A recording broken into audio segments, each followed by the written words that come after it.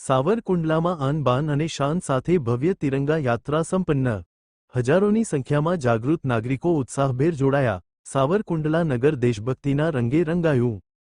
રાજકીય સામાજિક આગેવાનો, વહીવટી તંત્ર, પોલીસ જવાનો અને વિદ્યાર્થીઓની ઉપસ્થિતિથી રાષ્ટ્રપ્રેમની અનોખી મિસાલ પ્રસ્તુત થઈ। દેશની આન, બાન અને શાન સમાન ત્રિરંગાની શાનમાં સાવરકુંડલા નગરપાલિકા વિસ્તારમાં એક અદ્ભુત અને અકલ્પનીય તિરંગા યાત્રાનું ભવ્ય આયોજન કરવામાં આવ્યું હતું।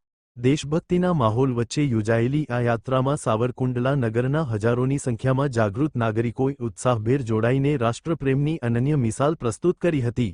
જિગ્નેશ ગળથિયા, અમરેલી। આપણે આઝાદી પૂર્વેની તિરંગા યાત્રાનું આયોજન કરવામાં આવ્યું હતું।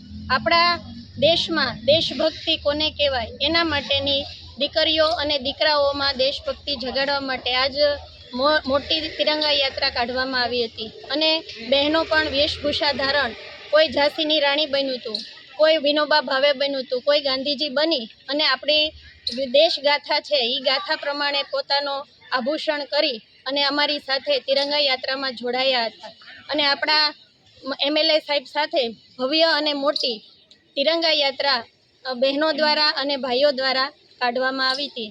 વંદે માતરમ અસ્તુ।